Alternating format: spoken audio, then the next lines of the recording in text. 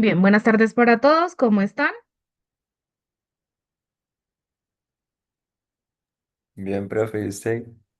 Bien, pues ya son las 2:06 de la tarde, entonces vamos a iniciar con esta clase. Bien, el día de hoy pues quiero iniciar esta sesión hablándoles un poquito acerca de la educación y por qué es tan importante para nosotros. Entonces ustedes ahorita tienen pues esta gran oportunidad de aunque hayan pasado años, de poder retomar sus estudios y es una oportunidad que les va a brindar muchos beneficios y les va a abrir muchas puertas en un futuro. Entonces quiero comenzar con esta frase que dice Ralph Waldo Emerson, dice, el educador es el hombre que hace que las cosas difíciles parezcan fáciles. Resulta que el proceso de enseñanza y aprendizaje no solamente está en el estudiante, sino que va también ligado al proceso de enseñanza y esta enseñanza necesariamente recae la responsabilidad sobre el docente o sobre el educador. Entonces, por eso, pues en cada sesión yo les recalco que es necesario que ustedes no solamente se queden con lo aprendido durante la clase, sino que puedan retomar esos conceptos y repasarlos en sus casas, en sus lugares de trabajo, donde sea que están, porque pues entiendo que desde la virtualidad los contextos de cada uno de ustedes son bastante amplios. Entonces, ¿cuál es la tarea para cada clase? Que no se queden simplemente con lo que se les dice acá, sino que ustedes puedan indagar, puedan de manera autónoma, de manera independiente y muy responsable, puedan seguir investigando acerca de todos y cada uno de los temas, ya que en la educación, al igual que en la ciencia, no todo está dicho, o sea, el 100% no está descubierto hasta ahora, sino cada cosa pues puede cambiar eh, en el transcurso del tiempo. Entonces, importante. También pues tomo el lugar para hablarles un poquito del ICFES y eso es lo que busca esta prueba, que ustedes amplíen todas sus experiencias, todas sus expectativas para que puedan desarrollar o desarrollar sus capacidades, sus habilidades, sus fortalezas en cualquiera de los escenarios que se les puedan plantear durante la prueba. Listo, después de haberles hecho esta breve introducción, pues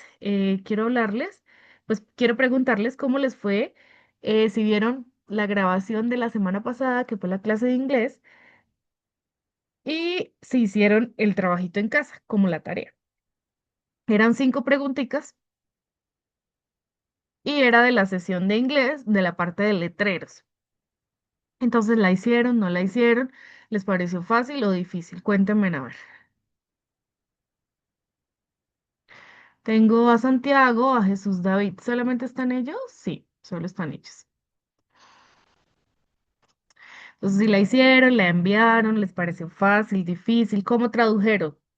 ¿Así, de palabra en palabra o metieron todo al traductor?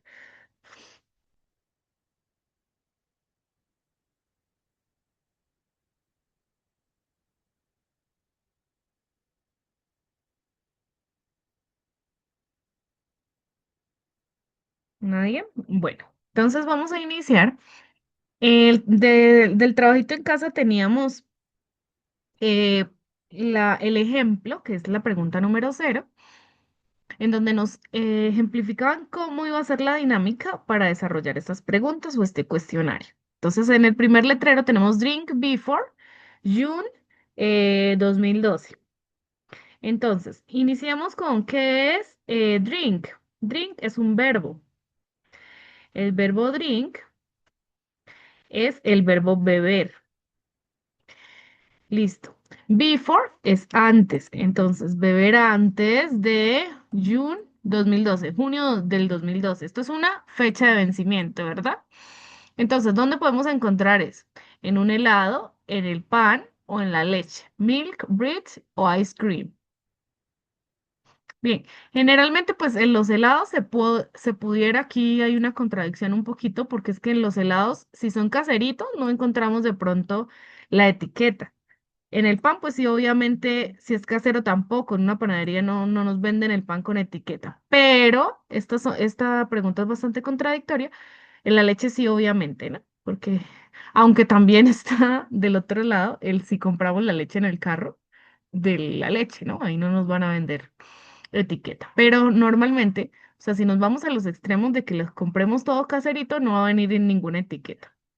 Pero si compramos todo fabricado ya, o sea, de empresa, por ejemplo, en el de uno que encontramos leche, pan y helado, ya va a tener etiqueta. Entonces, en este caso, pues la más opcional, la más viable es la respuesta A, porque la leche, pues casi siempre debería venir empacado con todas las normas básicas de seguridad y necesariamente con la fecha de vencimiento. Vamos con la primera pregunta. Dice, piano lesson in classroom. ¿Cómo se dice 14 en inglés? ¿Alguien se acuerda? De los que están en sala, ¿alguien se acuerda cómo se dice 14 en inglés? 14 from 10 a.m. to 11, no, 12 a.m. Ujú. Entonces, lección de piano en el salón 14 de 10 a 12 de la mañana. ¿En dónde encontramos esto? Eh, School, playground o bathroom. Entonces, ¿qué es school? Ajá, colegio o escuela. ¿Qué es playground? Sería como pues el patio de juegos. Y bathroom, baño. School, playground o bathroom. Entonces, ¿dónde es más probable encontrar un letrero que diga que la clase de piano es en determinado salón? Entonces, normalmente pues en un colegio. Vamos con la siguiente. Segunda. Do not open this door, angry dog. Entonces, perro enojado, por favor no abrir esta puerta. En un bote, en una casa o en la calle. ¿Dónde encontramos ese letrero? En el bote, en un bote, pues probablemente no haya un perro. En una casa, sí. O en la calle. En la calle, pues en la calle generalmente, si hablamos literalmente de calle, no hay puertas. Entonces es más probable que se encuentre en una casa. Ropa de mujer, la tercera, ropa de mujer eh, se consigue dos por una hoy. Entonces, ¿dónde encontramos esto? En un tren, en un parque o en una tienda. Ajá, lo más opcional es encontrar la ropa de mujer en dos por uno en una tienda. Vamos con la siguiente, no correr aquí. Do not run here. Entonces, ¿dónde conseguimos este tipo de letreros? ¿Qué es hall? Hall es una sala. Beach es una playa. Hall es una sala. Acá hay un chico intentando ingresar. Santiago. Y flat es departamento. Entonces, ¿dónde conseguimos un letrero que diga no correr acá? Puede ser en el departamento, en una sala o en la playa. ¿Dónde es más opcional encontrar o más opcionado encontrar este tipo de letreros? ¿Alguien quiere participar? ¿Qué marcaron ustedes?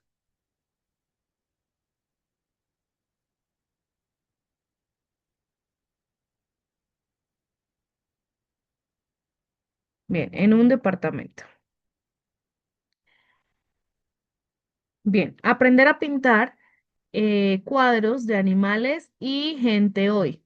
¿Dónde encontramos este tipo de letreros? En una clase de soccer, de fútbol, en una clase de dibujo, o en una clase de computación o informática. Bien, espero que pues hasta aquí les haya quedado súper bien.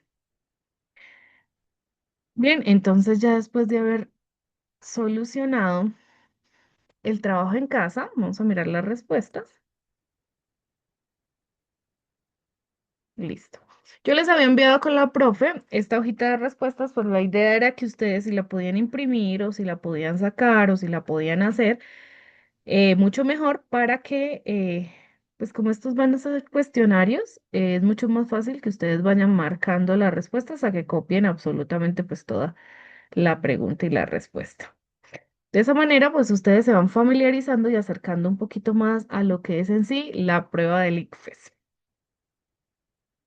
Bien, en sala hay alguien que presente prueba de ICFES en calendario A, es decir, este sábado 10 de agosto, perdón, este domingo 10 de agosto.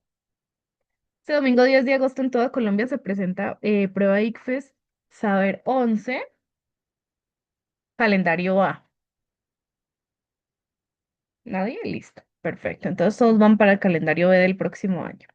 Recuerden que durante el año solamente se hacen dos aplicaciones de esta prueba, en el calendario B, que es al inicio de año, y en el calendario A, que es en agosto. ¿Listo? Bien. Entonces, teniendo, esta es la aproximación a lo que sería la hoja de respuestas. Más adelante les muestro exactamente cómo viene siendo esta hoja de respuestas. Bien, hoy vamos a ver las preguntas tipo y saber o tipo de ICFES del área de ciencias sociales y ciudadanas.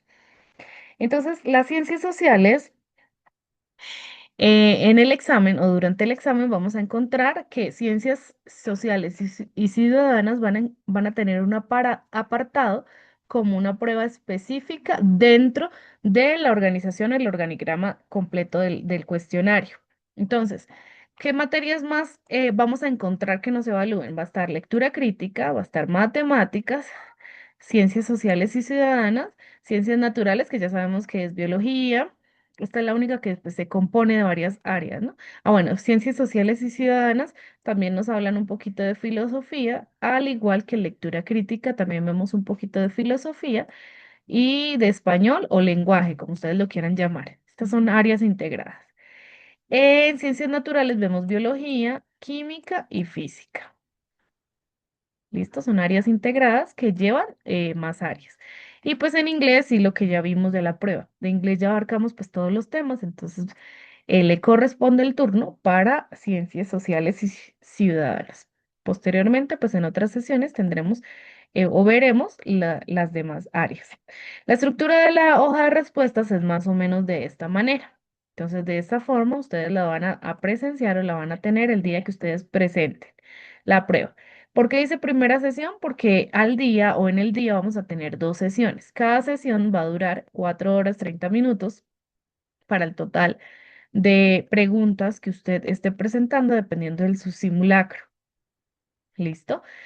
¿De qué varía el simulacro que tenga más o menos preguntas? Dependiendo de cómo se inscribió usted, si se inscribió individual, si tiene alguna discapacidad o si se inscribió colectivo con alguna institución. Bien, generalmente las preguntas pues se dividen en dos sesiones, primera y segunda sesión. Vamos a tratar de hacer acá un medio organigrama, esa línea quedó horrorosa. Entonces, en la primera sesión, en lectura crítica, abordamos 41 preguntas. En la primera sesión, en matemáticas, abordamos 25 preguntas. Vamos a ponerla acá. Primera sesión, segunda sesión. En sociales y ciudadanas, en la primera sesión, abordamos 25 preguntas. Al igual que también en la segunda, abordamos 25 preguntas. Ciencias naturales, abordamos 29 preguntas en la primera sesión. E inglés en la primera sesión no aplica, o sea, no hay inglés en la primera sesión. Y en la segunda sesión, en inglés tenemos 55 preguntas. 55 preguntas. Ciencias naturales, para la segunda sesión, al igual que la primera, tenemos 29 preguntas. Sociales y ciudadanas, tenemos 25 preguntas. Lectura crítica para la segunda sesión no aplica, o sea, no hay lectura crítica en la segunda sesión. Y en matemáticas también tenemos un 25, un igual número de la primera sesión, 25. ¿Qué cambia? Cambian, pues varían algunas, lectura crítica e inglés. O sea, en inglés en la primera sesión no hay, pero en la segunda sí hay, que son 55. Y lectura crítica en la segunda sesión no hay, y en la primera sí hay, porque son 41. En las dos sesiones hay un apartado alterno que se llama cuestionario socioeconómico, un cuestionario en donde este cuestionario no va a tener puntuación, sino que va a ser pues, relacionado con cómo usted vive. Es más que todo clasificatorio como para el DANE, encuestas. ¿Listo? Entonces le preguntan cómo vive, cuáles las oportunidades que usted ha tenido y todo es de selección múltiple. Mírenlo acá. Cuestionario de contexto, que en este caso es cuestionario socioeconómico. Entonces, por ejemplo, le preguntan en su casa cuántos hermanos son. Entonces, usted, ahí está, respuesta A, cinco, más de dos, más de tres. Entonces, así usted va marcando, al igual que en cualquiera de las preguntas. En el cuestionario socioeconómico, en la primera sesión vamos a tener un total de 11 preguntas y en la segunda sesión vamos a tener 13 preguntas. ¿Es necesario responder el cuestionario socioeconómico? Sí es necesario porque cualquier pregunta que usted no responda dentro de su hoja de respuestas es responsabilidad del jefe de salón o el delegado reportar esa novedad de las preguntas. Si sumamos, vamos a cambiar el color acá para que se identifique. Si sumamos, para la primera sesión vamos a tener un total de 131 preguntas que pueden variar dependiendo si usted presentó alguna novedad al inicio de la inscripción o al momento de la inscripción de la prueba o alguna discapacidad. ¿Listo? Bien. Pero normalmente nos movemos entre 131 preguntas para la sesión de la mañana y 147 preguntas para la sesión de la tarde. ¿Cuál es el tiempo estimado? 4 horas 30 minutos. ¿Se me puede demorar más? No, no me puedo demorar más. Este tiempo estimado pues ya está evaluado y ya está cerciorado por expertos. Por lo tanto, son solamente 4 horas 30 minutos. Ese es el tiempo máximo límite en el que se pueden responder estas preguntas. ¿Listo? ¿Hasta el momento hay alguna duda? Listo. Si no hay dudas, continuamos. ¿Cómo debemos responder la prueba? Entonces, esa es otra pregunta que necesitamos abordar. Entonces, en el momento en el que a usted le entreguen o usted llegue al examen del ICFES, le van a entregar una bolsa, ya eso lo hemos hablado un poquito antes, una bolsa transparente que va a contener un cuadernillo. En el cuadernillo van a ir pegadas, o bueno, van a haber tres partes. La hoja de respuestas, que usted la va a troquelar, va a ir la hoja de operaciones que usted la va a utilizar para hacer sus procesos y va a estar pues su cuadernillo. Estas dos las desprende o las arranca usted del cuadernillo, las troquela. Bien, al final de la prueba tiene que entregar las tres cosas en perfecto estado más la bolsa original o bueno, la bolsa inicial. Entonces tiene que entregar cuatro cosas. ¿La bolsa se puede romper? No se puede romper, no se puede dañar. Ninguna de las cosas que a usted le entreguen dentro del salón las puede dañar o las puede romper porque tiene que devolverlas en perfecto estado. De no ser así, pues se le levanta un acta de novedad para registrar el incidente. ¿Listo? ¿Cómo debe usted llenar la hoja de respuestas? Ese día ustedes no van a llevar lapicero. El día que presenten pues sus exámenes y los presentan, no van a llevar lapicero, sino solamente lápiz de tipo, los lápices en una parte, o bueno, en cualquier parte del cuerpo del lápiz van a encontrar ustedes una inscripción. El lápiz tiene que ser mina negra número 2. ¿Por qué esta mina, profe? Porque solamente todas las hojas de respuesta, ustedes ven acá estas lineecitas, estas lineecitas son un código. El caso es que las hojas de respuesta entran a un escáner y el código, dependiendo del código que cada una va a tener más o menos punticos o dependiendo del diseño, el escáner va a leer sus respuestas. Entonces va a escanear cómo se marcan las respuestas. Que esté bien hecho el circulito sin salirse. Acá yo me estoy saliendo un poquito, pero pues tiene que quedar bien hecho el circulito. Con lapicero no se puede responder, solamente con este tipo de lápiz, lápiz mina negra número 2. Y bien hecho el circulito. Si usted se equivocó y marcó la A y no era la A, entonces usted ¿qué va a hacer? Va a borrar bien, que no quede residuo o resto del lápiz y va a marcar la respuesta que sí era correcta o que usted considere que sí es correcta. Me puedo salir en este caso como la profesora que no, no soy capaz de hacer el puntico bien hechecito con el mouse. ¿Me puedo salir? No, no se vale salir. ¿Puedo marcar en X? No, no se vale marcar en X. ¿Puedo hacer un punto? No, no se vale. ¿Puedo hacer un chulito? No, no se vale. ¿Cuál es la forma correcta de llenar? Solamente haciendo el circulito. ¿Listo? Por una sola respuesta correcta, opción de respuesta correcta, por pregunta. Es decir, en la 31, ejemplo, la pregunta 31 yo solamente voy a marcar A, B, C o D. Cualquiera de las opciones que me parezca correcta, voy a marcar una sola. Si yo creo que es correcta la C, marco la C. Si no me parece correcta la C, pues no marco la C, sino marco la D, dependiendo. ¿Listo? Eso es algo que ya sabemos. ¿Por qué me tomo el tiempo para explicarles esto? Porque ay, he tenido casos de estudiantes que se han equivocado en esto. Y pues esto les cuesta un poquito más de un semestre académico, ¿no? Porque recuerden que el examen solamente se presenta 2 veces al año. Entonces, si se equivocan en una, pues los resultados van a ser nulos o cero y a usted le va a llegar el correo del ICFES en donde les dice que les recomiendan, por nulidad de resultados, les recomiendan volver a presentar la prueba. Entonces, ustedes se van a retrasar en tiempo, que es algo que ahorita pues vale mucho, ¿no? El tiempo. Bien, ahora sí vamos a entrar en materia. La prueba de sociales y ciudadanas es una prueba que evalúa pues unas competencias específicas. Esta prueba evalúa conocimientos y habilidades que nos permiten comprender el mundo social, cómo nosotros desde nuestra perspectiva podemos integrarnos dentro de una sociedad, así como todas pues las competencias involucradas con el ejercicio de esta ciudadanía, ¿no? También recordarles que no todo se evalúa de forma memorística, sino que la finalidad de la prueba es que usted pueda integrar todos sus conocimientos para tratar de resolver algunas situaciones en el mundo actual. ¿Qué competencias evalúa la prueba para el área de ciencias naturales? Entonces encontramos competencias como el pensamiento reflexivo y sistémico.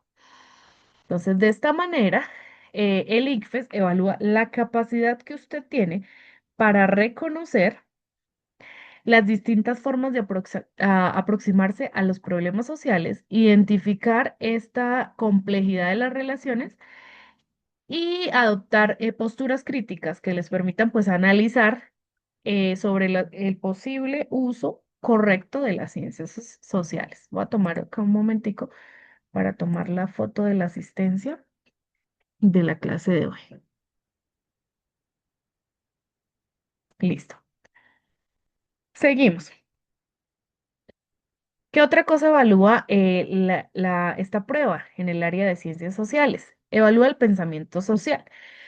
¿Cómo usted, a través de la concepción de esta información o de conceptos básicos, cómo usted puede desenvolverse frente a problemáticas y fenómenos sociales, políticos, económicos, culturales y geográficos? Entonces, ¿de qué le sirve a usted, básicamente, conocer tantas cosas o saber tanto para desenvolverse dentro de un sistema político como lo es el colombiano con su constitución y sus leyes? Y finalmente evalúa la interpretación y el análisis de las perspectivas.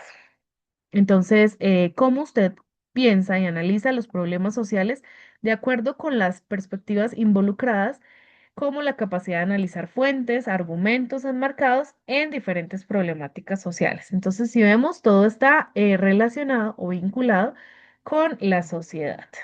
¿Listo? Si miramos acá, las competencias son tres. El pensamiento social, en donde se comprenden los modelos conceptuales, sus características, conceptos, contextos de aplicación. También nos permite comprender dimensiones espaciales y temporales de eventos, problemáticas y prácticas sociales, la interpretación y análisis de perspectivas, el pensamiento reflexivo y sistemático o sistémico.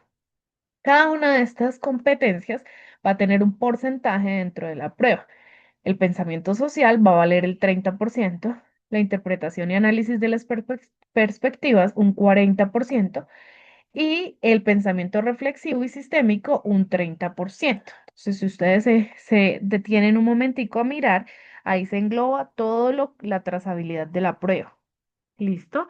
En donde involucra directamente el pensamiento social, la interacción, el análisis de perspectivas, el pensamiento reflexivo y eh, sistémico.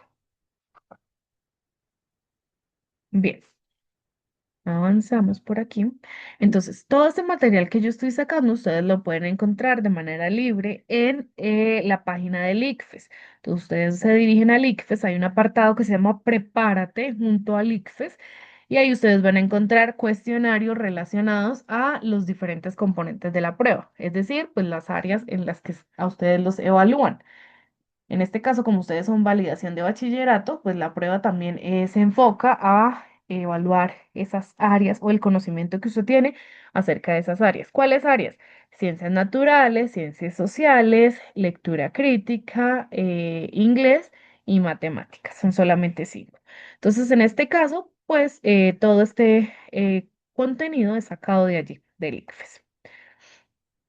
Listo. Entonces vamos a iniciar con una serie de preguntas que nos van a permitir abarcar un poquito los temas, los principales temas que el ICFES tiende a sacar. Entonces, el área de ciencias sociales es bastante amplia.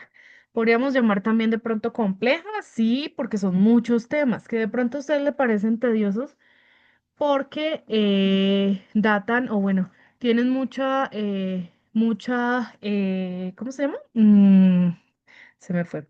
Mucha historia referente a fechas. Entonces, generalmente, las fechas es algo que de pronto a nuestra capacidad nos parezca un poquito complejo de abordar, pero vamos a hacerlo de la mejor manera posible. Entonces vamos a iniciar. ¿Cuál es la idea? Que usted pueda leer la pregunta, tomar un minuto de nuestro tiempo. Generalmente, pues como yo les decía en la prueba, son 4 horas 30 minutos. Usted va a tener aproximadamente 1 minuto 30, que es lo que yo siempre les dejo a los estudiantes, 1 minuto 30 siempre para resolver la pregunta, para leerla y resolverla.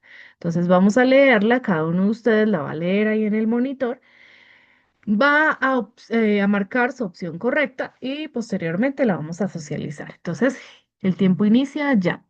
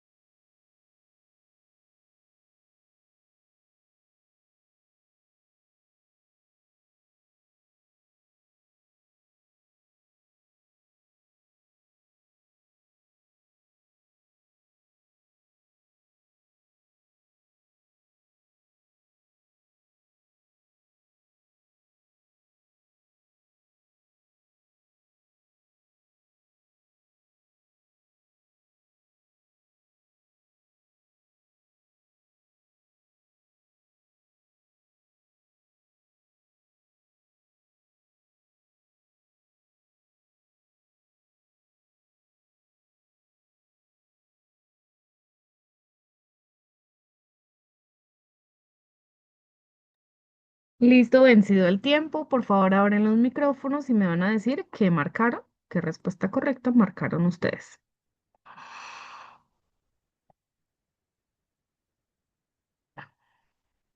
Bien, vamos a ver quiénes están. Jesús David, ¿qué respuesta marcaste?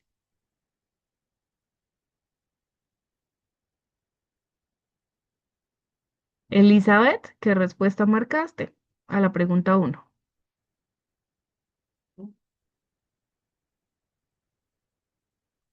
Y Santiago, ¿qué respuesta marcaste?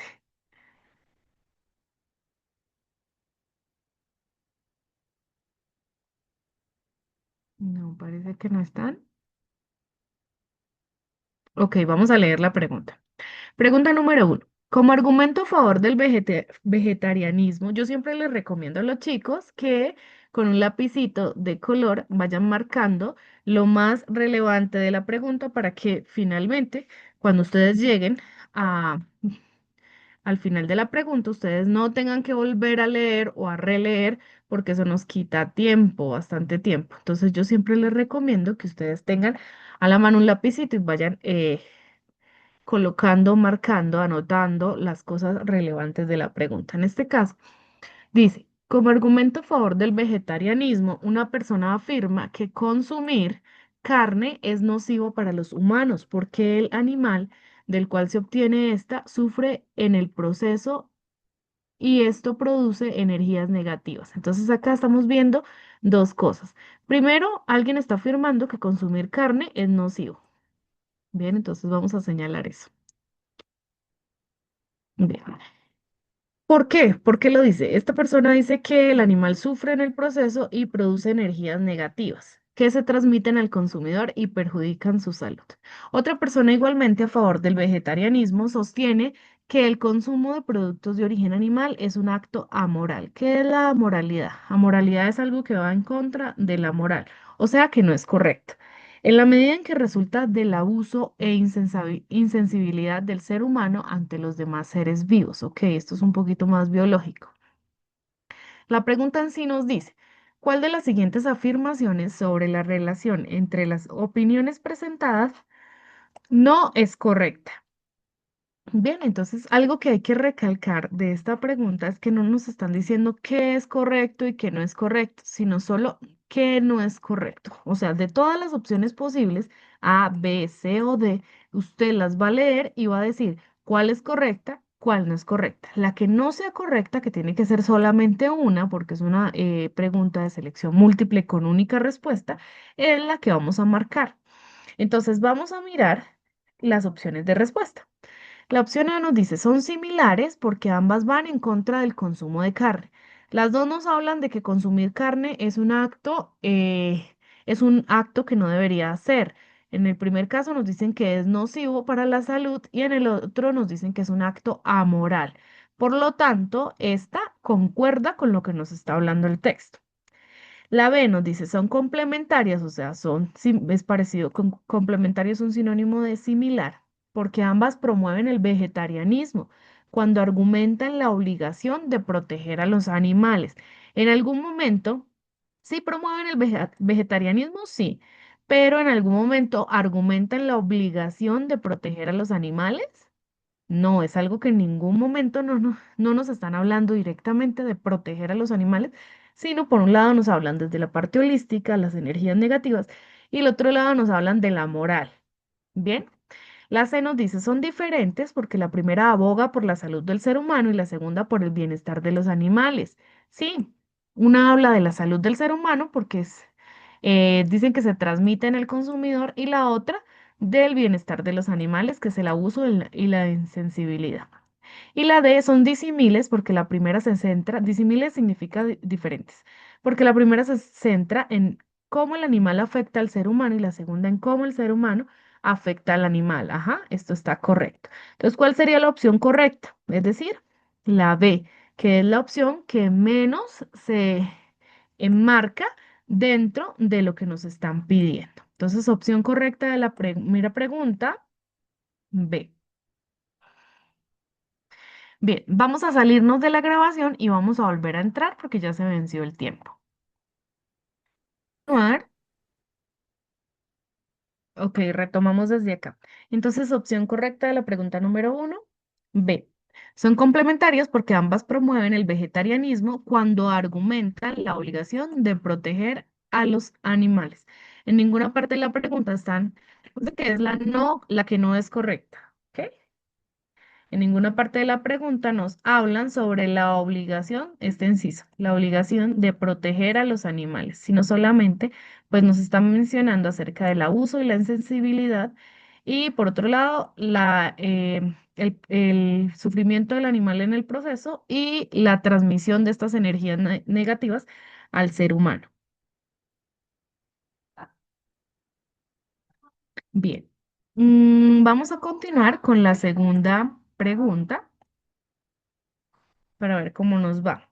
Entonces, la idea es que ustedes, vuelvo y repito, para los que están llegando hasta ahora, La idea es que usted pueda marcar la opción correcta, irla leyendo, opcionar alguna más, de las más, o bueno, la que usted crea correcta y tenerla ahí. Les voy a dar siempre 1 minuto 30 por cada pregunta para que ustedes la lean y piensen cuál podría ser la opción correcta para esa pregunta. Vámonos con la pregunta número 2. El minuto 30 comienza ya.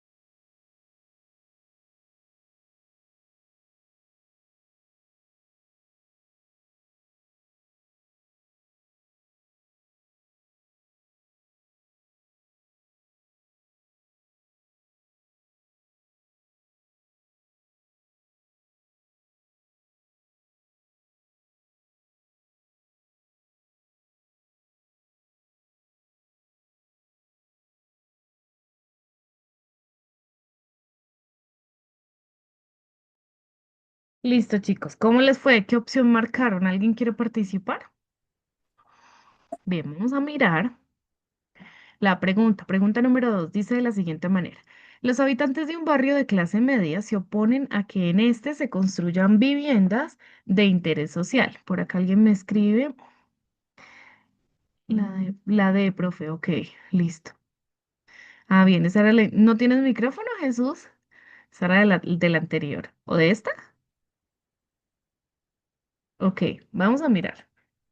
Los habitantes de un barrio de clase media, entonces miremos qué tipo de escalafón tenemos aquí. Se oponen a que en este se construyan viviendas de interés social. Las viviendas de interés social, pues son este tipo de viviendas, y ahorita les tengo una diapositiva de eso. Son este tipo de viviendas que permiten, pues a través del gobierno, permiten que pues la gente de escasos recursos, o bueno, generalmente las personas que tienen o que acceden a un salario mínimo puedan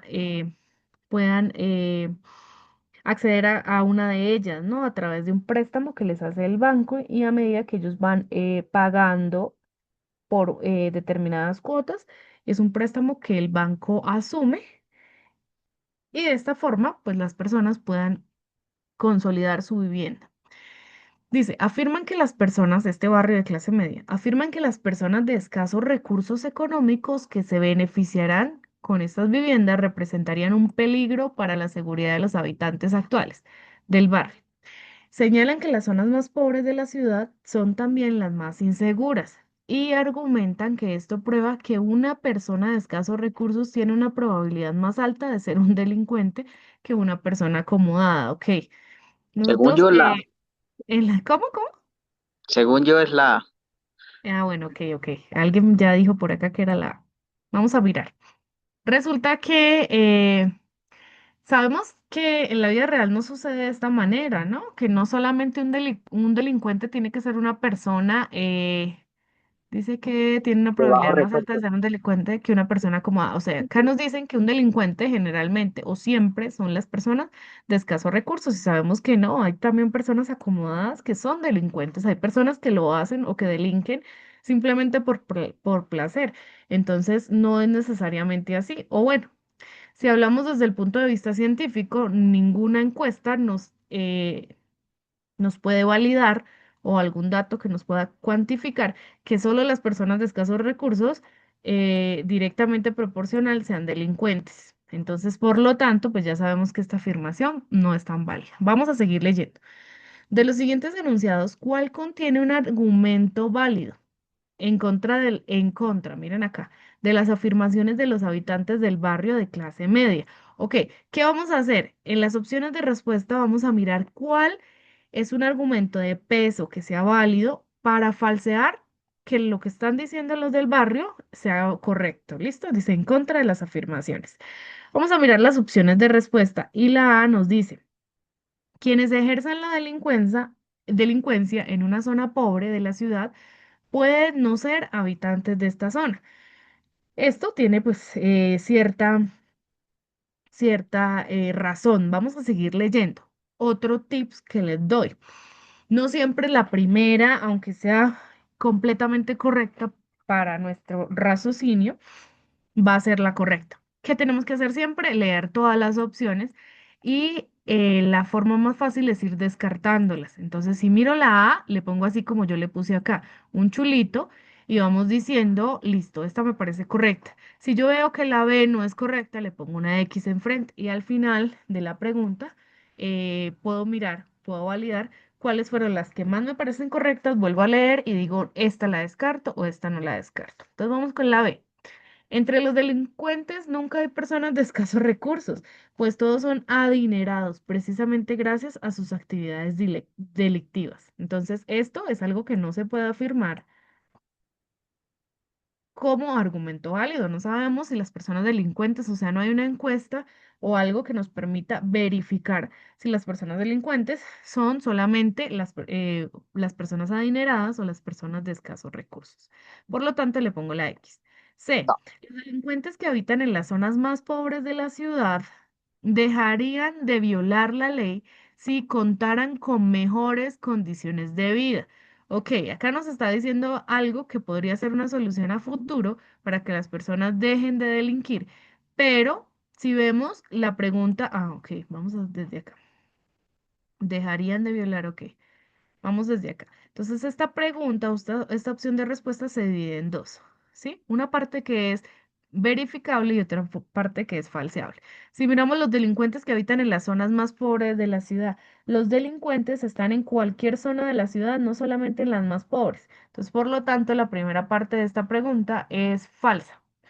Después nos dice que dejarían de violar la ley si contaran con mejores condiciones de vida y es que esto puede ser una solución a largo plazo o a futuro, pero como ya una parte de la pregunta es falsa, por lo tanto, esta opción de respuesta ya no me sirve. Entonces, la marco con una X. Vamos con la D. Hay casos en que la pobreza y la falta de oportunidades llevan a una persona en un momento de desesperación a cometer un delito. Ok, acá nos están hablando del otro lado. ¿Listo? ¿Qué afirma el barrio? El barrio afirma que que las personas, bueno, que las zonas más pobres de la ciudad son también las más inseguras. ¿Cómo puedo yo argumentar válidamente en contra de estas afirmaciones iniciales? Entonces no puedo llegar a decir que solamente cuando hay pobreza o falta de oportunidades, las personas en desesperación cometen un delito, porque no sería un argumento completamente válido para falsear o para contraindicar las afirmaciones que están haciendo. Por lo tanto, opción de respuesta correcta. A. Muy bien para los que marcaron A o para los que optaron por responder A en esta pregunta. Bien, vamos a verificar. Acá yo las tengo. Acá está vivienda de interés social, que es el BIS. También existen las viviendas de interés social prioritaria.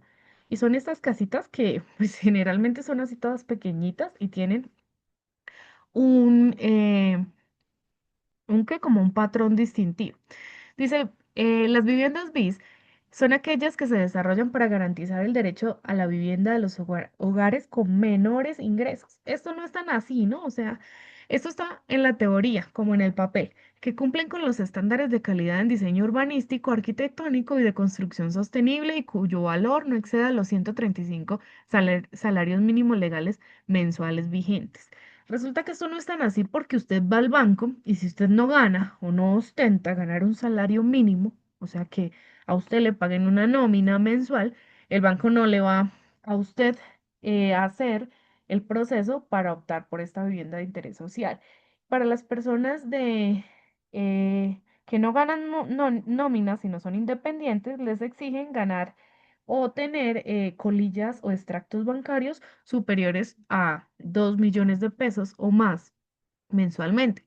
Nosotros sabemos que eso está en la teoría, ¿no? Pero en algunos hogares colombianos que viven con menos de un salario mínimo al mes, entonces no es tan viable, no es tan optable, ¿listo?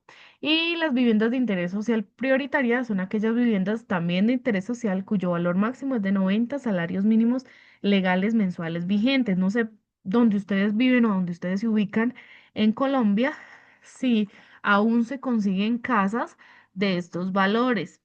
En la zona donde yo me encuentro es complicado,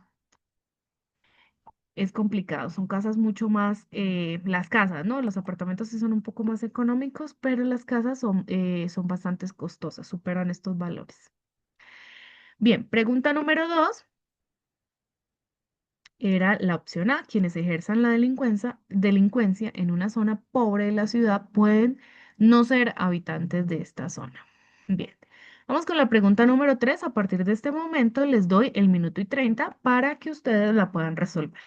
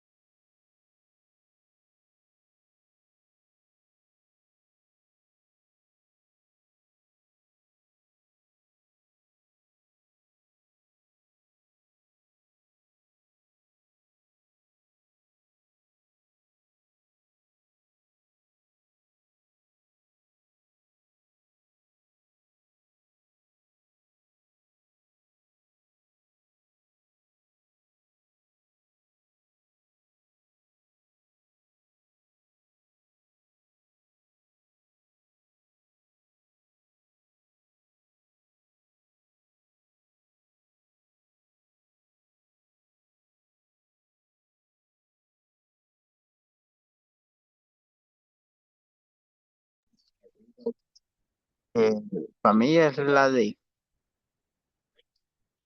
Ok, ya la hicieron. Por acá en el chat me escriben la de esa pregunta, la de profe. Ok, vamos a leerla. A ver qué nos dice. Dice, un padre de familia no está de acuerdo con la participación de profesores homosexuales en la educación de sus hijos. Al respecto, el rector del colegio argumenta, las personas esto es lo que dice el rector desde acá. Las personas con inclinaciones homosexuales, como todas las personas, merecen ser amadas, ¿ok? Además, en todos los países hay población homosexual, esto es muy cierto. Las preferencias sexuales son el resultado de una compleja interacción de la biología con el medio ambiente. Ok, ya hablan un poquito acerca de la biología de estas interacciones. Yo creo, dice el rector, ¿no? Desde acá, cuando empiezan con un yo creo, es un pensamiento que no es netamente de un sitio o de una acumulación bibliográfica o revisión de autores, sino solamente el pensamiento de la persona. Entonces, cuando hablamos de un yo creo, es Que está solamente lo que la cuestionando, persona... ¿Cómo? que está cuestionando. Sí, es solamente lo que la persona puede juiciar o puede resolver respecto a una situación. Entonces dice, yo creo que los homosexuales pueden enseñar siempre y cuando controlen su comportamiento. Ok, hasta este momento, hasta aquí, yo digo que es una forma pues bastante cuestionable de decir las cosas, ¿no? Porque yo creo que los homosexuales pueden enseñar, o sea, cualquier persona, no es que ¿Está seguro? solamente ellos, no es que tengan esta condición o sean de determinada forma, sino que cualquier persona, más bien, que tenga un título en educación puede enseñar. O sea, no necesariamente la condición. Es como si yo dijera, solamente las mujeres pueden enseñar. O sea, eso es algo ya cuestionable, bastante cuestionable. Dice, siempre y cuando, acá ponen una objeción, controlen su comportamiento en clase y no afecten la orientación sexual de los estudiantes. Ok, esto es algo que se sobreentiende, que ellos no pueden manipular, ningún docente está condicionado eh, para incidir en sus estudiantes dependiendo pues respecto a esto o no, cualquier otra situación. Y controlen su comportamiento como si necesariamente tuvieran un mal comportamiento y tuvieran que controlarlo. Ok.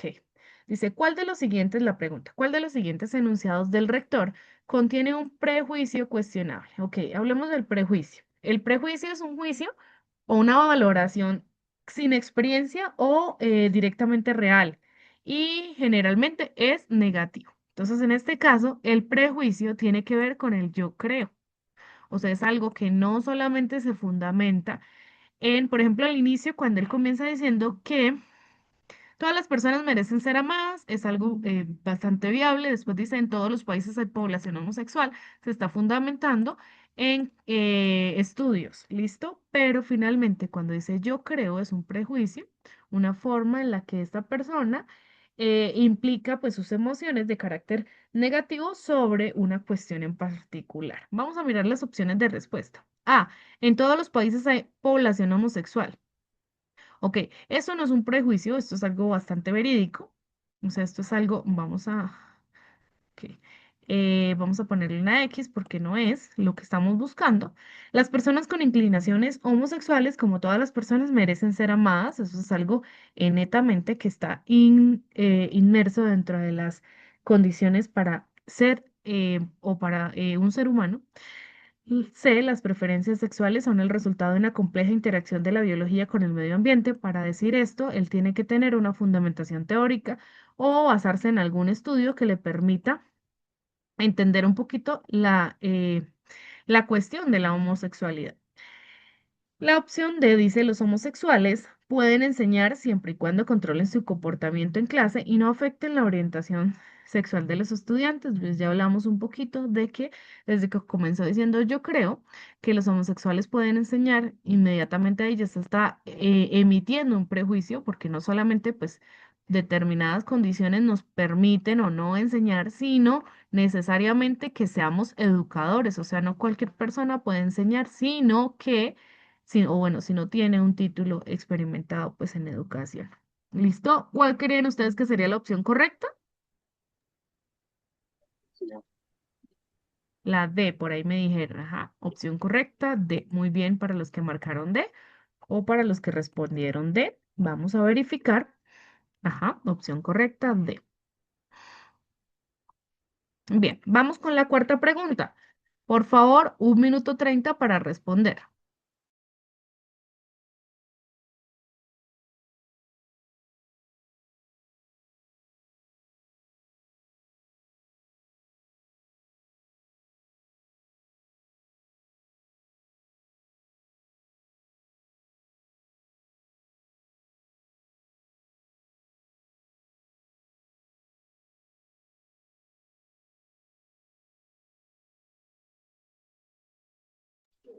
Pero para dar esa respuesta toca saber un poquito de los asesinatos. O sea, toca investigarlo. En mi caso no sé la Sí, respuesta. sí. Para esta pregunta necesitamos conocer un poquito de la historia de Colombia. Yo también les tengo por ahí un videito, vamos ahorita a verlo, acerca de esto, listo, de cómo es la historia de Colombia. Entonces vamos a hacer esta pregunta y vemos el video. Pero sí es necesario conocer, porque si no, pues quedamos como locos. Discúlpenme la expresión. Dice, voy a hacerla con ustedes. Pregunta número 4. Los siguientes magnicidios tuvieron incidencia, o sea, marcaron un precedente en Colombia, en la historia política de Colombia durante el siglo XX, ¿ok? Y nos dan los magnicidios, que son los asesinatos de líderes políticos. Entonces, asesinato de Luis Carlos Galán, Jorge Eliezer Gaitán, Rafael Uribe Uribe y Álvaro Gómez Hurtado. Todos son políticos de Colombia o fueron políticos de Colombia y fueron asesinados mediante pues la forma de asesinato como el magnicidio. ¿Listo? ¿Cuál es el orden cronológico? O sea, necesariamente usted tiene que conocer un poquito de la historia de Colombia y de cómo sucedieron estos hechos para poder organizar. Un orden, nos están pidiendo una organización, es decir, diga usted quién fue en orden cronológico, quién fue el primero en morir y quién fue el último en morir, dependiendo de estos líderes políticos. Entonces yo por acá les coloqué. Bueno, el magnicidio es un delito consciente en dar muerte a una persona relevante por su cargo o posición institucional. Resulta que en el siglo XX el magnicidio fue un fenómeno recurrente a nivel del mundo, ¿no? Y afectó pues muchos líderes políticos, algunos de los casos más resonantes o que más conocemos o escuchamos nombrar son el asesinato de William McKinley, Francisco Fernández, Jorge Eliezer Gaitán acá en Colombia, John F. Kennedy, que presidente de Estados Unidos, Luis Carrero Blanco, entre muchos otros. En Colombia, uno de los magnicidios más populares o que más escuchamos fue el del Bogotazo. Se conoce como una serie de disturbios ocurridos en Bogotá, la capital de Colombia, como consecuencia del magnicidio del líder del Partido Liberal. Recordemos que Colombia tuvo una época en donde aún todavía uno escucha a las personas mayores o a los ancianos hablar de conservadores y liberales, ¿no? Eso fue un fenómeno que dividió a Colombia en dos, o que la partió en dos. Entonces, la mancha azul y la mancha roja, en donde los liberales se distinguían por tener políticas pues más liberalistas, mucho más inclusivas, altruistas, y los conservadores, pues como lo dice la palabra, eran un poquito de, eh, de principios políticos más conservadores, más razonables, más dentro de sus prácticas. Resulta que este magnicidio de Jorge Eliezer Gaitán ocurrió el 9 de abril de 1948 y marcó un antes y un después de la historia en Colombia. Entonces acá hay algunas recopilación de imágenes para la época en donde muestran los diferentes disturbios y cómo se volcó Colombia para esa época. Pues, se salió un poquito de control, se salió de las manos. Bien, entonces acá están pues literalmente las fechas. Yo me tomé la tarea de colocar las fechas en las que sucedieron los diferentes asesinatos. El primero en morir fue Rafael Uribe Uribe en 1914, el segundo en morir fue Gaitán, 1948, Galán, 1988, Gómez Hurtado, 1995. Este fue el último en morir. Entonces, dependiendo de esto, pues organizamos la línea o el orden cronológico de esta manera. Entonces, primero en morir, Rafael Uribe Uribe. Segundo en morir, Jorge Eliezer Gaitán. Tercero en morir, Luis Carlos Galán. Y el último, Álvaro Gómez Hurtado. Entonces, aquí sí es un poquito de memoria, es un poquito de saber relacionar estas fechas, pero como les digo, la historia de Colombia es bastante importante, al igual para ciencias ciudadanas y sociales, al igual que la historia de las guerras eso ya lo hemos visto en sociales, vimos un poquito de las guerras más importantes a nivel mundial, pero entonces sí es necesario que ustedes se tomen la tarea de revisar un poquito la historia de Colombia. Entonces, como les dije, yo les tengo acá un videito, permítanme un segundito y se los Ahora sí, busco. Sí, señora. Listo, ok. Voy a retrocederle. Listo. Enfrentado más problemas geográficos para mantener su sociedad unida. La cordillera de los Andes, que dividía el país en distintas zonas, dificultaba enormemente el transporte y la comunicación. Esta segregación geográfica fomentó las diferencias culturales y políticas, un seccionalismo que también dificultó la integración desde tiempos coloniales en adelante. Colombia fue parte del Virreinato del Perú hasta 1739, cuando Bogotá se convirtió en el centro de un nuevo virreinato que incluía lo que hoy es Venezuela, Panamá y Ecuador. Al igual que en otros países de Sudamérica, su camino hacia la independencia comenzó con la imposición del hermano de Napoleón como rey español en 1808, lo que inmediatamente sacudió la autoridad española, que dependía enteramente de la legitimidad del monarca. Como resultado, varias ciudades de Colombia, incluidas Cartagena, Cali, Mompox, etc., se declararon cabildos abiertos, es decir, gobiernos autónomos mientras se restauraba el gobierno del rey. En Bogotá sucedió algo parecido después de la famosa revuelta del 20 de julio de 1810. Los colombianos recuerdan el incidente como el florero de Llorente, y eso porque según la historia, un tipo llamado Llorente se negó a permitir que algunos separatistas locales tomaran prestado un florero. En realidad, esa fue solo una excusa que se les ocurrió a los patriotas colombianos para incitar a la población y obligar a los españoles a declarar a Bogotá un cabildo abierto. Lo lograron y el momento ahora se celebra como el Día de la Independencia en Colombia. Sin embargo, 1810 fue solo el comienzo. De 1810 a 1816 hubo una guerra civil entre los realistas, que querían mantener la autoridad española intacta, y los republicanos, que a su vez se dividían entre los que querían una república federal y una república centralista. Este periodo es conocido por los colombianos como la Patria Boba, ya que el área siguió en teoría, pero no en la práctica, bajo el dominio del rey español.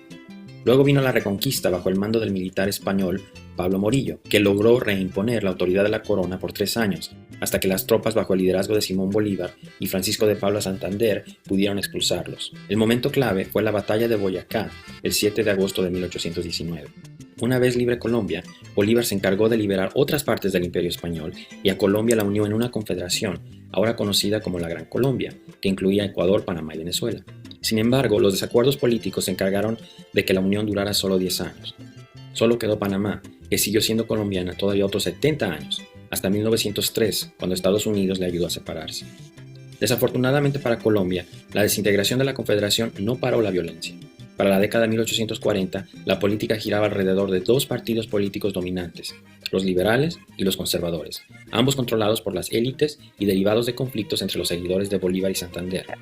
Los partidarios de Bolívar, que luego formaron el núcleo del Partido Conservador, buscaban un gobierno centralizado fuerte, una alianza con la Iglesia Católica Romana y un sufragio limitado.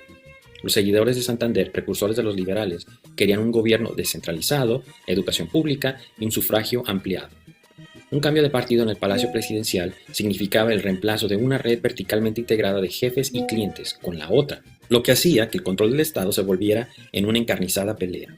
Hubo 6 guerras civiles entre los partidos en el siglo XIX, varias de las cuales fueron largas y sangrientas. El peor conflicto, la Guerra de los 1000 Días, que duró de 1899 a 1902, mató entre 60.000 y 120.000 colombianos, o alrededor del 2.5% de la población en ese momento. Los jefes de los partidos políticos movilizaron a los campesinos que dependían económica y socialmente de ellos y reclutaron a algunos niños menores de 12 años. Las guerras vinieron a inculcar el odio partidista entre los grupos de menores ingresos, lo que minimizó otro tipo de divisiones sociales. Ya que los conservadores ganaron la Guerra de los 1000 Días, pudieron prevalecer en el poder por 30 años. No fue sino hasta que la Gran Depresión dividió el partido lo suficiente, de modo que no sabían qué hacer con el incipiente movimiento obrero, que su dominio terminó. Cuando Enrique Olaya Herrera, un presidente liberal, fue elegido en 1930, la violencia regresó, esta vez entre campesinos liberales y conservadores. Mientras tanto, la modernización del sector agrario generó conflictos porque se estaban consolidando las tenencias de la tierra. Se intensificaron las luchas por los derechos de la tierra y el agua y se desplazó la mano de obra rural. Una facción del Partido Liberal que prefería un gobierno más activista en el desarrollo llegó al poder con la elección del presidente Alfonso López Pumarejo. Se implementaron políticas de industrialización de bienestar social, agrario y sustitución de importaciones, y se promovió la organización laboral. Sin embargo, algunas políticas no prosperaron porque sectores del Partido Conservador y Liberal se unieron para bloquear nuevas reformas, y López Pumarejo dejó el cargo antes de terminar su segundo mandato. En las próximas elecciones, los liberales se dividieron y los conservadores ganaron la presidencia. A mediados de los 40, la violencia partidista fue instigada por los jefes del Partido Conservador, que buscaban consolidar el poder ganando la mayoría en las próximas elecciones al Congreso.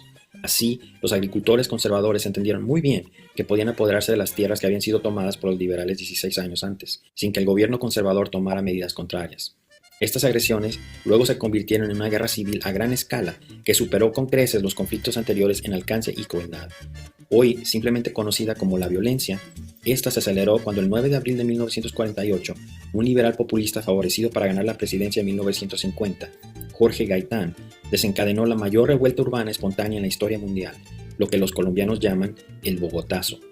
Gaitán era exsecretario de Trabajo y Educación, así como exalcalde de Bogotá. Era un orador vibrante que cautivaba a las masas con su retórica a través de frecuentes discursos por radio.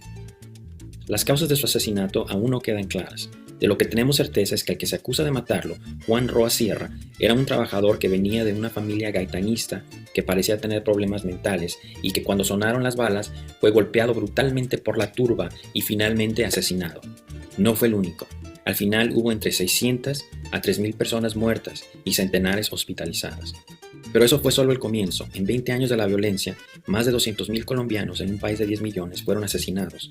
Y aunque el momento más violento ocurrió en Bogotá, la guerra fue más intensa en las zonas rurales, donde se vivían conflictos por la tierra. Se convirtieron en víctimas, homicidas o testigos de primera mano de una matanza. La violencia adoptó muchas formas. El asesinato y el saqueo se llevaron a cabo para beneficio personal. Algunos bandidos de origen humilde prosperaron. Las enemistades iban y venían, y los liberales y comunistas perseguidos se organizaron en grupos armados de autodefensa. La violencia también dio lugar al único gobierno militar de Colombia en el siglo XX. A diferencia de gran parte de América Latina, los militares se habían abstenido de intentar derrocar al gobierno. Esto cambió cuando el 13 de junio de 1953, el presidente Laureano Gómez intentó destituir al comandante militar, teniente general Gustavo Rojas Pinilla. Rojas Pinilla dio un golpe de Estado que puso fin a la presidencia de Gómez y a la democracia por 5 años. La élite de ambos partidos políticos dio la bienvenida al golpe de Rojas Pinilla, con la excepción de los depuestos conservadores de Gómez. Este apoyo bipartidista iba a durar varios años, aunque Rojas Pinilla, que se consideraba conservador, recibió siempre más apoyo de los moderados de ese partido. Las primeras medidas de Rojas Pinilla incluyeron un indulto y amnistía para los presos políticos y para todos los que seguían combatiendo. Eso fue un éxito y bajó el número de muertos por la violencia.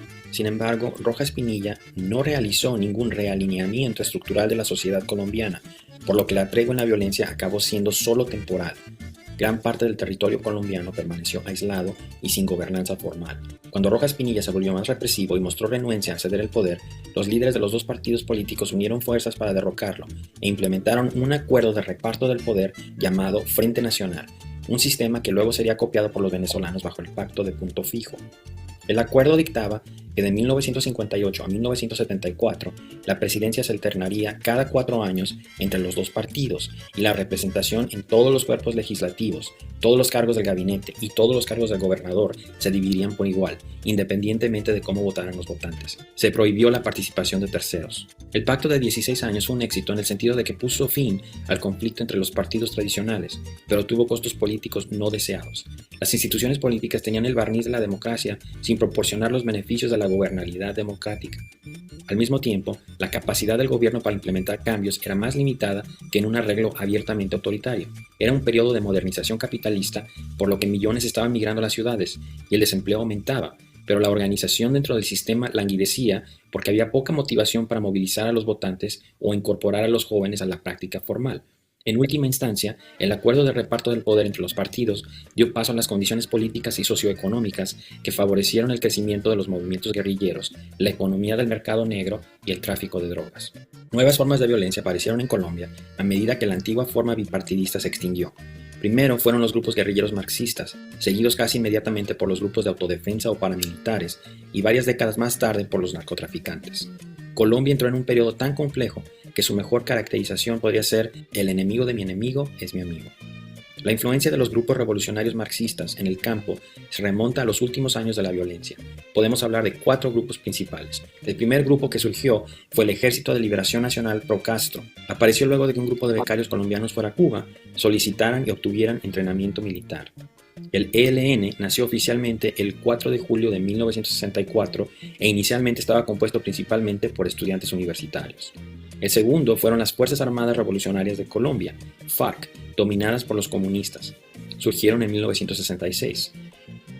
Eso fue a raíz del liderazgo de Pedro Antonio Marín, mejor conocido como Tiro Fijo, que había comenzado otro pequeño grupo guerrillero en el departamento de Tolima y que el presidente Guillermo León Valencia prometió más de una vez que acabaría con él, pero al final huyó y fundó las FARC. Al final, Tiro Fijo sería líder del grupo hasta que muriera de un infarto en el 2008. El tercero fue el Ejército Popular de Liberación, o EPL, surgido de la ala maoísta del Partido Comunista de Colombia en 1967. En las décadas de 1960 y 1970 fueron especialmente activos en el departamento de Santander, una zona del país tradicionalmente afectada por disputas por la tierra entre campesinos sin tierra y grandes terratenientes. A mediados de los 70 el grupo guerrillero comenzó a utilizar el secuestro y la extorsión para financiar sus actividades. El último fue el movimiento 19 de abril o M19. Este apareció después de las elecciones presidenciales del 19 de abril de 1970, en las que el ex general Rojas Pinilla parecía haber ganado pero terminó perdiendo.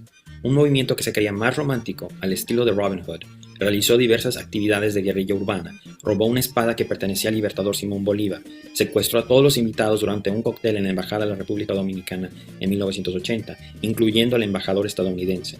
Asesinó a un misionero de Estados Unidos en 1981 y en la mañana del 6 de noviembre de 1985 tomó el Palacio de Justicia en el centro de Bogotá. El ejército colombiano restableció el control al día siguiente, pero solo después de que el palacio se incendiara y hubiera más de 100 muertes, incluidos 11 de los 24 jueces de la Corte Suprema. En 1965, con el surgimiento de los grupos guerrilleros marxistas, el presidente Guillermo León Valencia decretó lo que se convertiría en la llamada Ley 48. El decreto y la ley otorgaron personalidad jurídica a los grupos armados privados, de modo que cualquier persona pudiera ayudar a combatir la guerrilla y fortalecer al Estado. Los militares proporcionaron armas y entrenaron a los particulares, y se establecieron estrechos lazos entre muchos de esos grupos y las Fuerzas Armadas.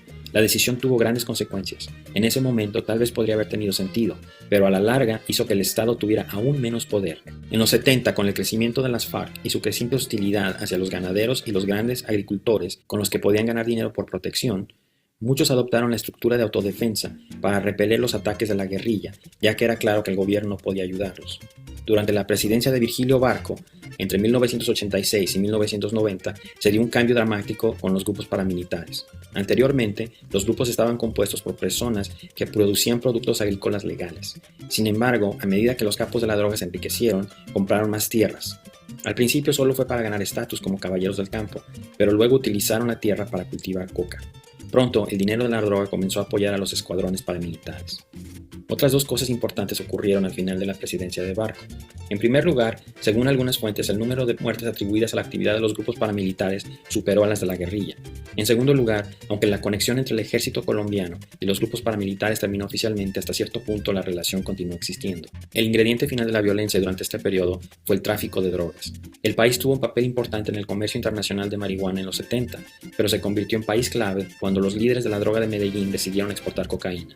A medida que la demanda y la represión estadounidense llevaron a la ampliación de los carteles, la violencia también se expandió y pronto periodistas, políticos y cualquiera que se interpusiera en el camino de los carteles terminó como víctima. De esta forma, los últimos 60 años aproximadamente de la historia de Colombia se pueden explicar como un gobierno tratando de poner fin a la violencia que invadió el país. Aunque sus esfuerzos se han visto complicados por las interacciones de los tres grupos, en orden cronológico el primer éxito llegó con el fin de la violencia del narcotráfico, luego los paramilitares y luego la guerrilla, aunque paradójicamente los esfuerzos comenzaron con este último grupo. Si bien el narcotráfico no ha terminado, la persecución y desmovilización de los carteles de Medellín y Cali, que por supuesto incluyó el asesinato de Pablo Escobar y el arresto de los hermanos Orejuela en los 90, disminuyó seriamente la violencia de las drogas. Los paramilitares fueron más difíciles. El gobierno de César Gaviria utilizó los mismos decretos que tenía con los narcotraficantes para alentar la rendición de los paramilitares, pero pocos fueron desmovilizados. De hecho, no fue sino hasta que el presidente Álvaro Uribe básicamente decidió amnistiar a los exparamilitares a mediados de la década del 2000 que la violencia de este grupo fue más o menos controlada. Mientras tanto, todos los presidentes colombianos desde 1982 han intentado poner fin a la violencia guerrillera mediante negociaciones. En los 80 y 90 hubo algunas treguas tentativas y promesas de acuerdos con las FARC y el ELN, que terminaron en fracaso. El único éxito de desmovilización en ese tiempo fue el alcanzado con el M-19, en gran parte porque el grupo armado era militarmente más débil, tenía menos legitimidad después del ataque al Palacio de Justicia, nunca había tenido una ideología revolucionaria coherente y había sufrido una rotación de liderazgo rápida.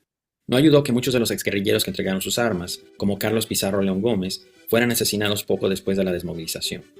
Las negociaciones exitosas tuvieron que esperar hasta la presidencia de Juan Manuel Santos en 2010. Aún así, tomó años de discusiones y un referéndum fallido, pero finalmente, en junio de 2017, las FARC acordaron entregar sus armas. Lamentablemente para el país, incluso después de todo eso, hubo guerrilleros que optaron por abandonar el proceso de paz y seguir luchando, tipos como Luciano Marín Arango, que en ese momento era el segundo al mando de las FARC. A fines de 2020, el gobierno colombiano estimaba que todavía quedaban entre 1.000 y 2.000 disidentes armados de las FARC. Mientras tanto, las conversaciones con el ELN se han estancado. El gobierno insiste en que el proceso de paz no puede comenzar hasta que todas las víctimas del secuestro hayan sido liberadas, y el ELN se niega a hacerlo. Aunque han declarado unilateralmente un alto al fuego durante la pandemia, siguen siendo una gran amenaza para la vida de los colombianos. Dado que la violencia y qué hacer al respecto ha dominado la política durante tanto tiempo, las principales divisiones políticas en el país giran en torno a las estrategias utilizadas para abordarlo. En particular, una figura que ha dominado este debate ha sido Álvaro Uribe, presidente de 2002 a 2010.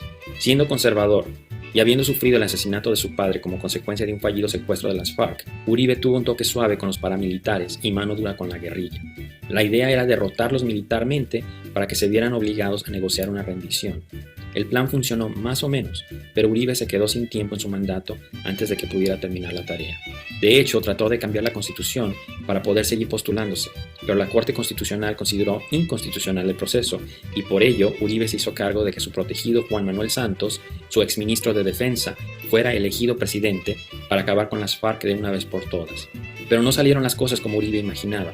El nuevo presidente eligió una estrategia muy suave desde la perspectiva del expresidente. Aquello lo enfureció tanto que Uribe volvió a la política. Primero, en 2013, dividió su antiguo partido, el que había fundado, Partido de la Unión Nacional o Partido de la U, con el que Santos también había sido elegido. Luego, fue elegido senador, lideró la oposición contra Santos desde el Congreso y fue instrumental en la elección del actual presidente Iván Duque. Este proceso ha dificultado que Duque salga de la sombra de Uribe, incluso después de que el expresidente se vio obligado a renunciar a su escaño en el Senado cuando la Corte Suprema de Colombia lo colocara en arresto domiciliario como resultado de su presunta participación en una serie de masacres mientras fue gobernador de Antioquia.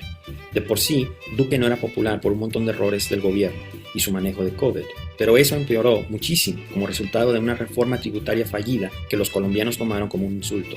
Aún peor, cuando las protestas fueron reprimidas salvajemente en el 2021 por el gobierno y fueron dándose varios muertos, la oposición a Duque se endureció y también la crisis política. En este momento no está claro qué pueda pasar, o si los problemas que ya venía arrastrando el país puedan tener algún remedio. Desafortunadamente para Colombia, el pronóstico no pinta nada bien.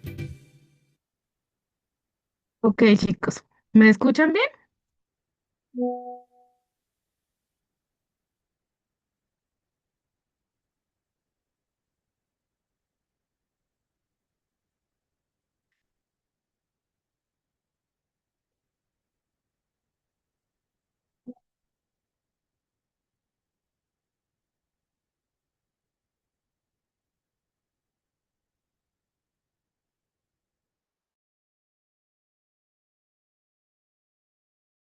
Listo, vale.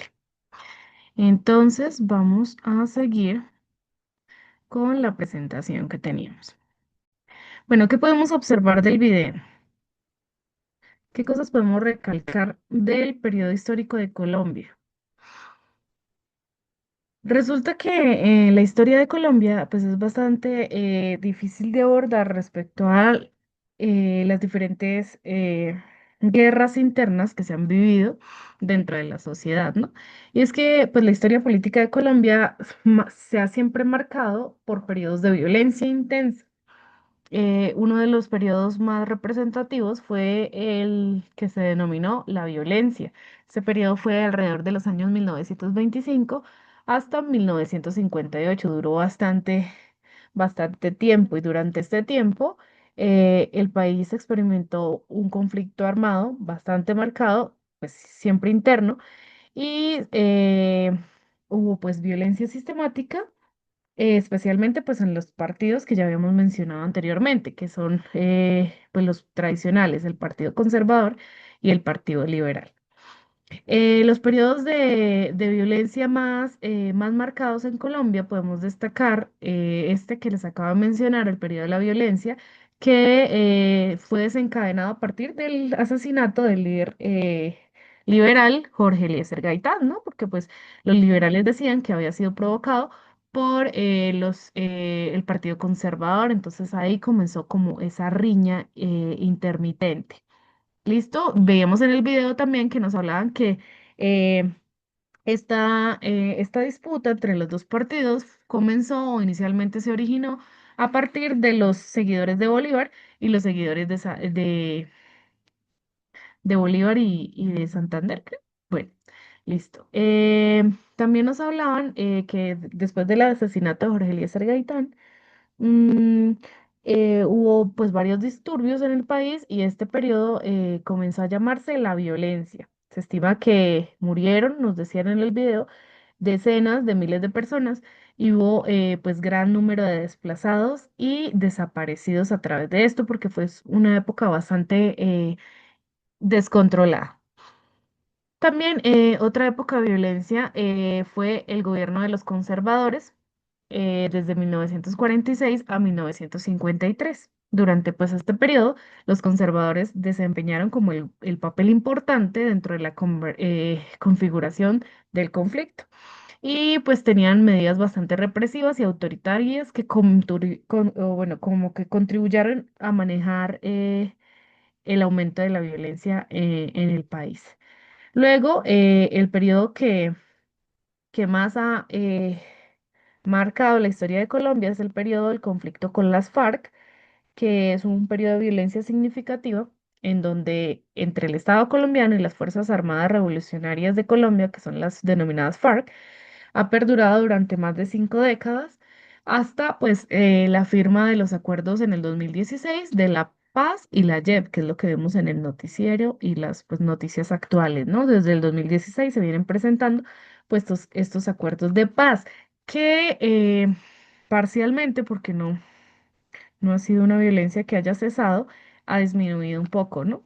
Aunque pues en la FARC no se ha desmovilizado completamente. ¿Qué impactos, como ya concluyendo el video, qué impactos nos deja conocer un poquito la historia de Colombia?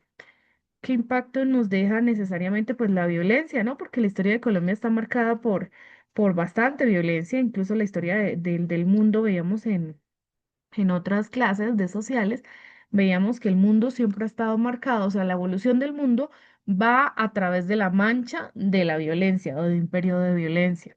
Entonces, en Colombia, pues no es la excepción. El impacto de la violencia ha dejado desplazados, miles de desplazados y muertos, ¿no? Siempre la guerra se cobra en la vida de personas tanto buenas como malas. Entonces, eh, los desplazados y los muertos, y los muertos ha sido pues un impacto bastante amplio dentro de la violencia. Y la polarización política que también se evidencia, como el país pues no se ha podido consolidar completamente desde la justicia en Colombia, sino que se parcializa o se polariza por entes políticos. ¿Qué intentos de paz ha tenido Colombia? En Colombia se han visto pues anteriormente el Frente Nacional que hizo también, o bueno, que permitió la firma por allá de 1958, un acuerdo de paz que se conocía como pues el Frente Nacional, pero que entre los partidos conservadores y liberales, pero finalmente pues no funcionó. Y posteriormente, como les decía, en el 2016 con Juan Manuel Santos a la cabeza, se consolidó pues el acuerdo de paz con las FARC y pues se trataba como el objetivo principal era el cese al fuego de la violencia política. Listo, entonces más o menos eso era lo que nos decía el video para conocer un poquito acerca de cómo surge o cómo nace Colombia. Bien, vamos a ir con la quinta pregunta, entonces voy a darles 1 minuto 30 para responderla. Comenzamos ya.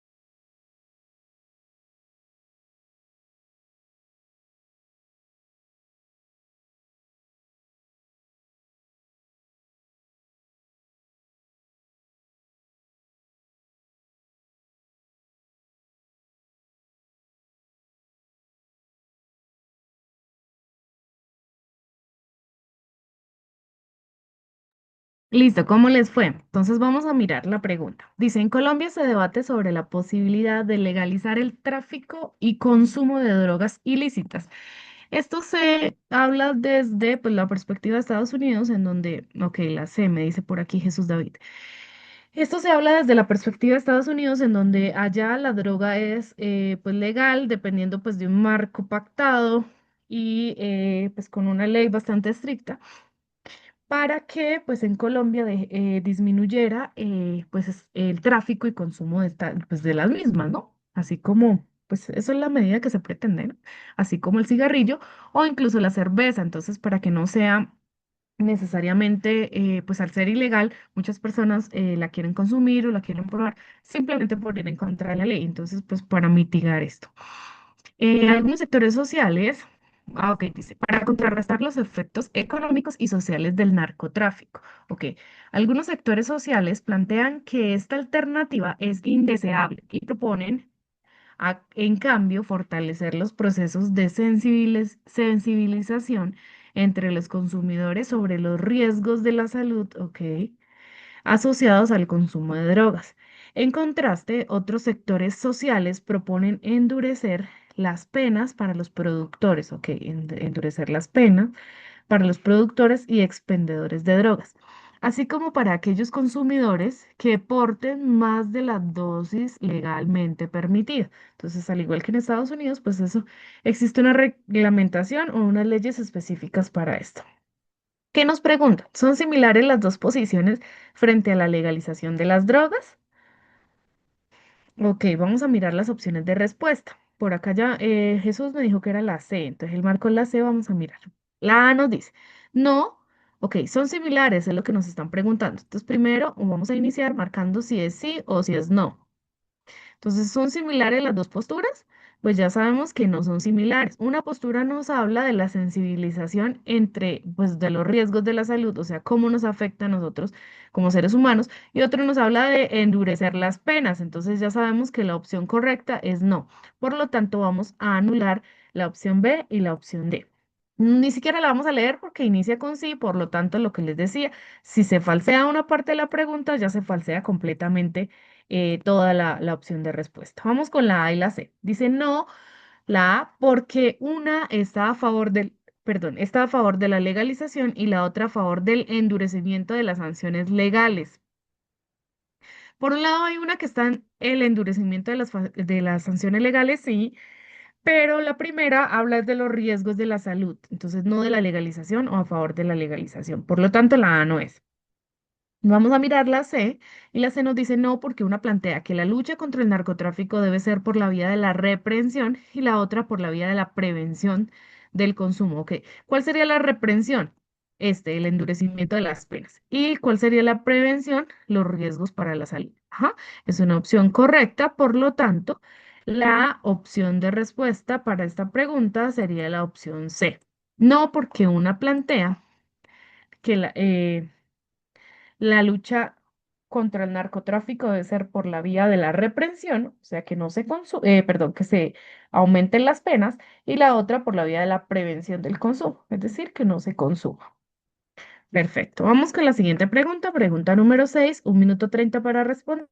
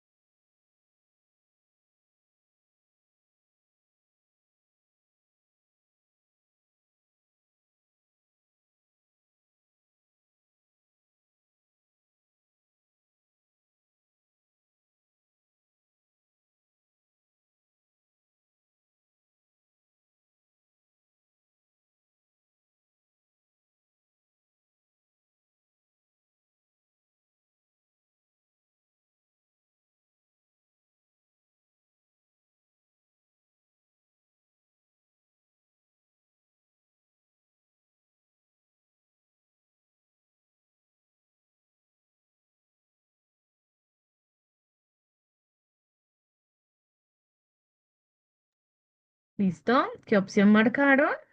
Vamos a mirar por acá el chat. ¿Qué opción marcaste, Jesús? ¿Solo está en sala Jesús? Jesús y Steven.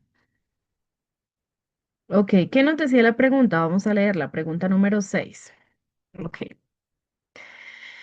La asamblea de propietarios de un edificio, ok, también es contextualizada. Por acá nos dice, la estoy analizando, profe, ok. La asamblea de propietarios de un edificio de la ciudad estudia la posibilidad de ampliar el horario para las reuniones privadas que se realizan en el salón comunal. Ok, reuniones privadas. Los propietarios de los pisos altos están de acuerdo en que se amplíe el horario hasta la 1 de la mañana. Ok, y mencionan que es la hora ideal para finalizar las reuniones. Los propietarios del primer piso tienen aquí un problema. Dice, el lugar donde se encuentra el salón comunal, hacen la aclaración, están en desacuerdo con el horario, ya que son ellos quienes se afectan por el ruido ocasionado por este tipo de reuniones a avanzadas horas de la noche. Ok, el ruido no los deja dormir. Después de que los propietarios exponen sus intereses, se realiza una votación y se decide que se ampliará el uso del salón hasta la medianoche. O sea, después de que ellos dijeron estamos en desacuerdo, les redujeron 1 hora. Entonces estaba a la 1, entonces dijeron no, hasta la medianoche y paran de contar.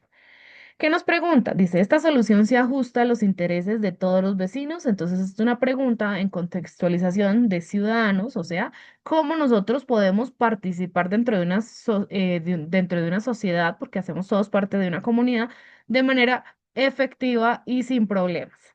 Bien, entonces, ¿qué nos dice por aquí? La D, profe, escribe Steven, y Jesús dice que la C. Vamos a mirar. Entonces acá los chicos me marcaron la C y la D. Vamos a mirar cuál. Eh, Esa solución se ajusta a los intereses de todos los vecinos. Mucho ojo con esto. O sea, cumple el desacuerdo del primer piso y el acuerdo de los últimos pisos. Vamos a mirar. Entonces, primero tenemos que verificar por cuál postura nos vamos. Si es un sí o si es un no. Entonces, que le hayan bajado solamente 1 hora cuando los vecinos del primer piso manifestaron que estas reuniones no los dejaban dormir, eh, nos está hablando de que afecta o disminuye los intereses de todos los vecinos. Entonces, ¿sí está de acuerdo con todos los intereses de los vecinos, sí o no? Vamos a marcar. Entonces, por un lado, las opciones de respuesta nos dicen que sí y por otro lado que no. Ok, que solamente le hayan bajado 1 hora a este horario nocturno de las fiestas o de las reuniones privadas, no está de acuerdo porque si los vecinos del primer piso manifestaron que es un horario en donde el ruido les ocasiona de pronto el no poder dormir o el no poder descansar, muchos de ellos trabajarán, entonces, por lo tanto, la respuesta sí no es una opción correcta. Nos vamos con el no. El no nos dice la A, porque los habitantes de los pisos más altos no pueden aprovechar las fiestas que se hagan en el salón comunal. Ok, relacionado a esto no es. El contexto se sale completamente, por lo tanto la opción A no es correcta. ¿Cuál nos queda la C? Dice no, porque el ruido de las fiestas afecta más a los propietarios del primer piso. Esto está correcto. Cercanos al salón comunal. Es correcto. Opción C, correcta. ¿Listo? ¿Estamos de acuerdo, en desacuerdo? ¿Qué decimos? Opción C, correcta. Ujú. Esta solución no se ajusta a los intereses de todos los vecinos, solamente a los intereses de los vecinos que no se ven afectados directamente por el ruido ocasionado del salón comunal. Bien, vamos con la última pregunta y terminamos. Pregunta número 7, 1 minuto 30 para resolver.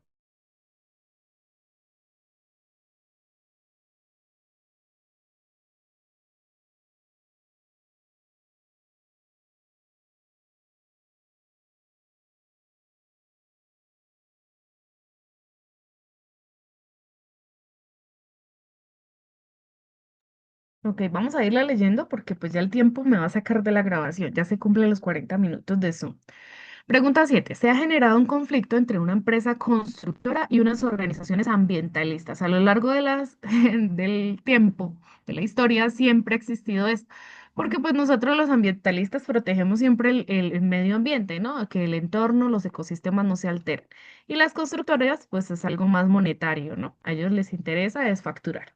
Ok, dice en torno al desarrollo de un proyecto de apartamentos sobre un humedal. Ok, un humedal es un ecosistema en una zona bastante plana, en una planicie, en una llanura, que por las precipitaciones se inunda. Entonces, como no hay escorrentía, no hay desnivel, el agua pues no se mm, inclina hacia ninguna pendiente, sino que se mantiene ahí y por eso se llama humedal. Hasta que por ciclo del agua, el agua vuelve a la atmósfera a través de la evaporación. ¿Ok? Dice, por un lado, los ambientalistas afirman que cualquier construcción pone en riesgo todo el ecosistema, ¿ok? Del humedal. La constructora, por su parte, argumenta que el humedal no afectará y que, por el contrario, el proyecto busca integrar el medio ambiente a sus zonas comunes. Ok, aunque esto es muy chévere, si vamos a perturbar el ecosistema, pues ya inicialmente estamos yendo en contra del medio ambiente. Para resolver el conflicto entre la constructora y los ambientalistas, se plantea que la constructora modifique sus planos para reducir el impacto sobre el humedal y salvar así algunos animales y árboles. Ok, miren acá que nos están hablando de algunos que no nos están hablando, no nos están dando la opción de quitar el proyecto, sino simplemente de modificar. Es decir, que sí o sí, por acá ya nos respondieron. La A, profe, nos dicen por acá, vamos a mirar, por acá ya marcaron la A. Algunos y modificar. O sea, esto no es completamente imparcial, sino está parcializado hacia el proyecto de la constructora. Y es que generalmente pues es lo que monetiza, lo que da plata, es a lo que más se va. Dice, ¿cómo se ajusta esta solución a los intereses de la constructora y de los ambientalistas? O sea, ¿qué nos están preguntando? Si está correctamente la decisión de modificar los planos solamente para salvar algunos animales y árboles. O sea que el proyecto de los edificios sí o sí va sobre el humedal, solo que se va a modificar como para no perturbar al 100%. Ok, leemos las opciones de respuesta. La solución A. La solución beneficia a ambas partes. ¿Sí beneficia a ambas partes o solamente está beneficiando a la constructora? Mucho ojo con esto. ¿A quién está beneficiando?